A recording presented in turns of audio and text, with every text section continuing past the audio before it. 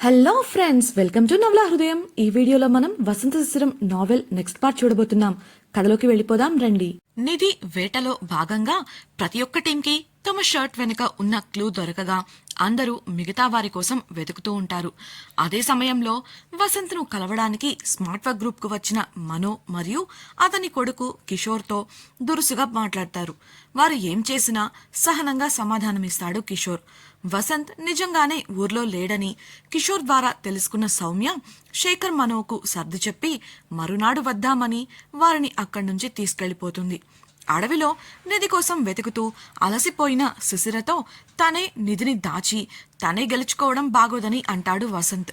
అతడు ఆమెతో గడిపే మధుర క్షణాల కోసమే వచ్చానంటూ ఆమెను ముద్దు పెట్టుకుంటున్న సమయంలో ఎవరో అతన్ని వెనుకగా తలపై కొట్టగా మైకం కమ్మి పడిపోయాడు. శిశిరకు కూడా మత్తిచ్చి స్పృహ కోల్పోయేలా చేయగా ఆమె కూడా వసంత్పై వాలిపోతుంది.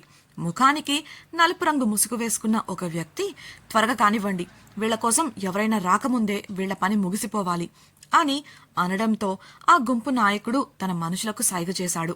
ఆ గుంపును చూస్తేనే అడవిలో స్మగ్లింగ్ చేసే అడవి మనుషులు అని తెలుస్తోంది. వారితో పాటు నల్ల ముసుగులు వేసుకున్న ఇద్దరు వ్యక్తులు ఉన్నారు.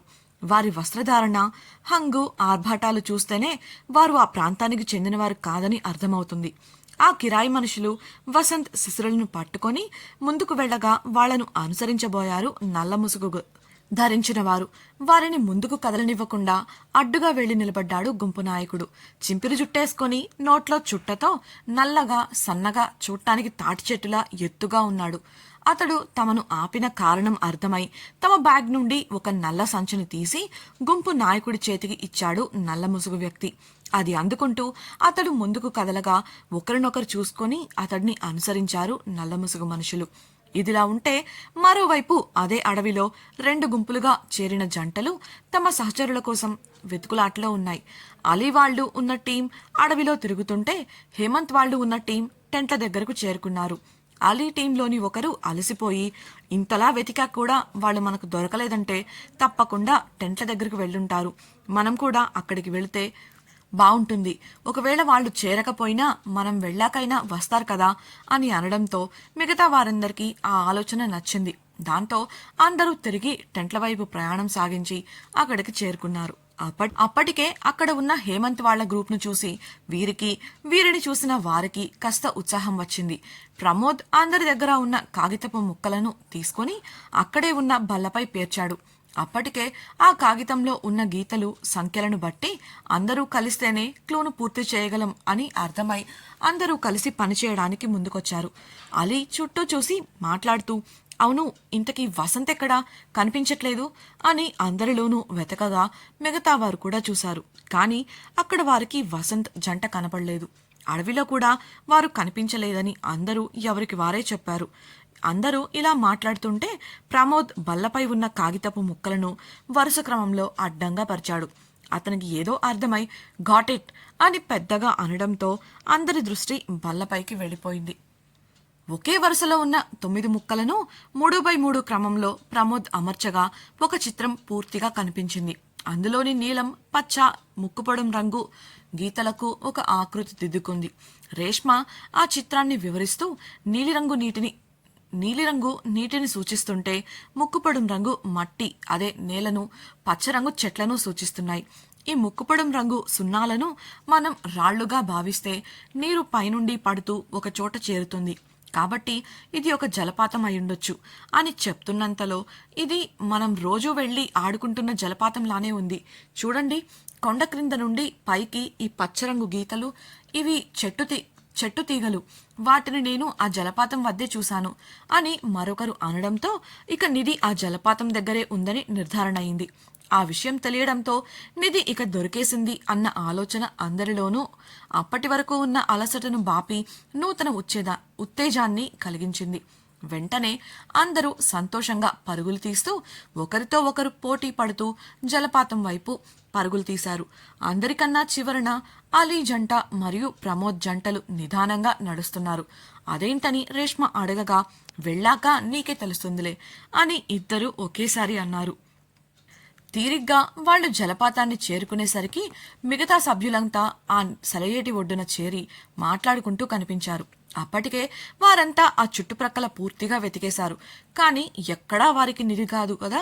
కనీసం మరో క్లూ కూడా కనిపించకపోవడంతో నిరాశ వారి ముఖాలను కమ్మేసింది. అలీ ప్రమోద్లను చూడగానే కాలేజ్ స్టూడెంట్స్ అన్నా ఏం దొరకలేదన్నా, అంతా వెతికాం అంటూ నిరుత్సాహంగా అన్నారు. అప్పుడే అలీ ప్రమోద్లు ఒకరి ముఖాలు ఒకరు చూసుకుంటూ చిన్నగా నవ్వుకున్నారు. అవునా, మరి లోపల అని ఇద్దరు అన్న మరుక్షణంలోనే వారి శరీరాల నుండి చొక్కాలు వేరవడం, వారు సెలయేట్లోకి దూకడం ఒకేసారి జరిగాయి. వాళ్ళు ఈ విధంగా చేస్తారని ఊహించని మిగతా వారంతా షాక్ అయి చూస్తుంటే మెల్లిగా ఒక్కొక్కరు తాము నిధి కోసం నీటిలో వెతకలేదన్న విషయం గుర్తుకు తెచ్చుకున్నారు. అలా అనుకోవడమే తడవు. మిగతా వారంతా ఒకరి వెనుక ఒకరు నీటిలోకి దూకేశారు. డియర్ ఫ్రెండ్స్, నాదొక చిన్న రిక్వెస్ట్. మీరు చేసే చిన్న లైక్ మరియు కమెంట్ నాకు కొండంత ప్రోత్సాహాన్ని ఇచ్చి మరిన్ని ఇంట్రెస్టింగ్ నావెల్స్ని అందించేలా సపోర్ట్ ఇస్తుంది. అలాగే ఛానల్ని సబ్స్క్రైబ్ చేయడం మరవకండి ప్లీజ్. అప్పటికే అలీ ప్రమోద్లు నీటి కింద భాగానికి చేరుకొని చుట్టూ చూడగా ఒక చోట అడుగున ఉన్న బండరాయికి ఒక పార్సెల్ కట్టి దానికి ఒక పసుపు రంగు బలూన్ నీటిలో తేలుతూ కనిపించింది. పార్సెల్ బండరాయికి తాడుతో కట్టడం వల్ల అది నీళ్లల్లో తేలకపోగా గాలి నింపిన బలూన్ కూడా ఆ నీటిలో మునిగిపోయి ఉంది. అలీ ప్రమోద్లు ఇద్దరూ ఆ పార్సెల్ దగ్గరకు ఈత కొట్టుకుంటూ వెళ్లి తాడును విప్పడం మొదలుపెట్టారు. వారి వెనుక ఆ సెలయేటిలోకి దిగిన వాళ్లు కూడా వారితో చేరి తలా ఒక చెయ్యి వేసి ఆ పార్సల్ను నీటి నుంచి బయటకు తీసుకొచ్చారు. అది కాస్త బరువుగాను పెద్దదిగాను ఉంది.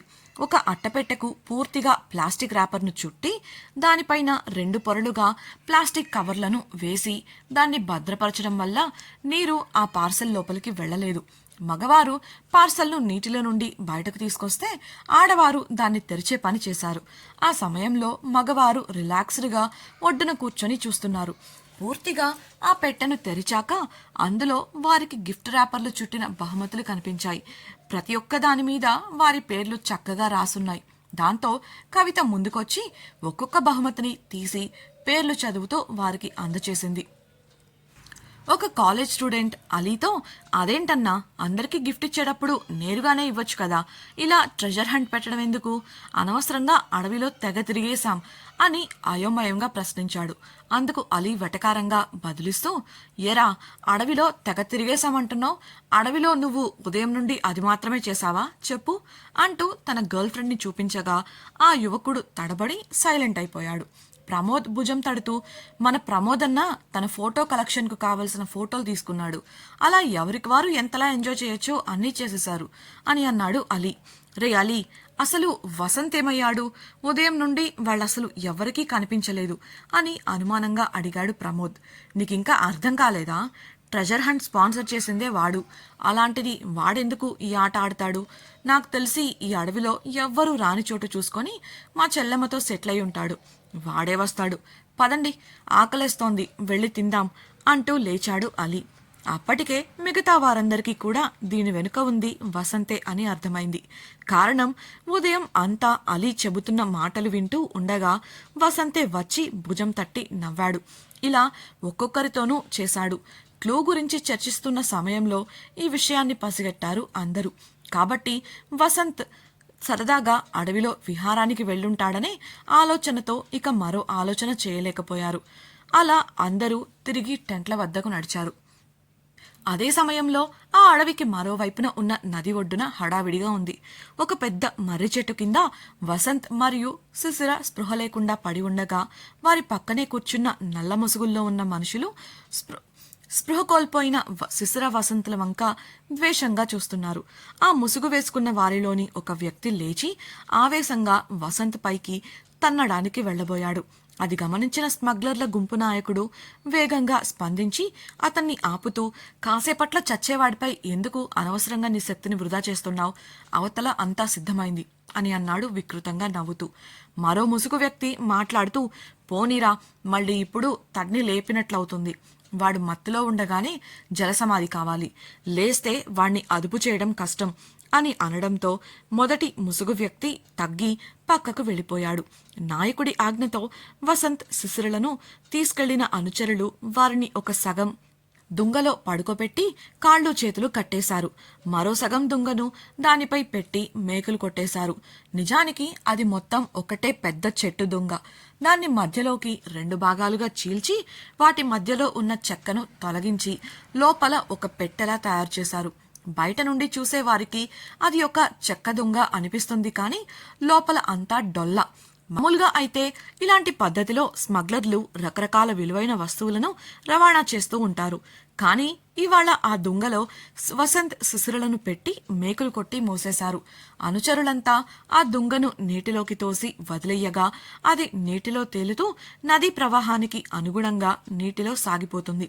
ఆ దృశ్యం చూసిన ముసుగు వ్యక్తుల కళ్లల్లో ఏదో సాధించాం అన్న ఆనందం. అంతలోనే వారిలో ఒకరు వారికి తప్పించుకునే అవకాశం లేదుగా, తర్వాత ఎక్కడా కూడా చేసింది మనం అని తెలియదుగా అన్న అనుమానాలు కలిగి అదే విషయాన్ని స్మగ్లర్ల నాయకుడితో అడిగాడు. అతడు నమ్మకంగా, మీకెలాంటి అనుమానాలు అక్కర్లేదు. ఈ దుంగ ప్రవాహానికి కొట్టుకుపోయి నేరుగా జలపాతంలోకి చేరుతుంది. పైనుండి కింద పడటమే, వాళ్ల ప్రాణాలు గాల్లో కలిసిపోతాయి. రేపు లేదా ఎల్లుండి పేపర్లో విహారయాత్రకు వెళ్లి నదిలో గల్లంతై శవాలుగా తేలిన భార్యాభర్తలు అన్న వార్త వస్తుంది. వెళ్లి ప్రశాంతంగా పండగ చేసుకోండి చెప్పేసి శిశిర వసంతుల బ్యాగులను ఒడ్డున చెట్టు నీడలో వదిలేసి వాళ్ల ఫోన్లను కూడా వాటిలోనే వేసి నది ఒడ్డున నీటిలోకి జారినట్టు జాడలు సృష్టించి మిగతా సాక్ష్యాలను చెరిపేసి అక్కడి నుంచి వెళ్లిపోయారు. ఆ ముసుగు మనుషులు కూడా ఇక తమకు ఎదురు లేదని, తాము అనుకున్న పని సక్రమంగా జరిగినందుకు సంతోషంగా అక్కడి నుంచి వెళ్లిపోయారు. వసంత్ శిశిరలు ఉన్న దుంగ నీటిలో సగం మునిగి ప్రవాహంతో పాటు ముందుకు వేగంగా సాగిపోతుంటే దానిలో ఉన్న శిశిర వసంతులు తాము ప్రమాదంలో ఉన్నాం అని తెలుసుకోవడానికి కూడా స్పృహలో లేరు. ఇంతకీ ప్రమాదంలో చిక్కుకున్న వసంత్ శిశిరల పరిస్థితి ఏంటి? వారు ప్రమాదంలో ఉన్న విషయం అలీ వాళ్లు ఎలా తెలుసుకుంటారు? ఇప్పుడు వారిని కాపాడేదెవరు? వీరిపై దాడి చేయించింది ఎవరు? వారికి వసంత్ శిశిరలపై అంత పగకు కారణమేంటి? తెలుసుకోవాలనుకుంటున్నారా? అయితే ఛానల్ను సబ్స్క్రైబ్ చేసి వసంత శిశిరం రాబోయే ఎపిసోడ్స్ వినేయండి. మీకు ఈ వీడియో నచ్చినట్లయితే లైక్ చేసి మీ సన్నిహితులతో షేర్ చేయండి. మీ అభిప్రాయాలను మాతో పంచుకోవడం కోసం కామెంట్ సెక్షన్లో తెలియజేయగలరు. ఇట్లు మీ నవలా హృదయం team. Thank you for listening.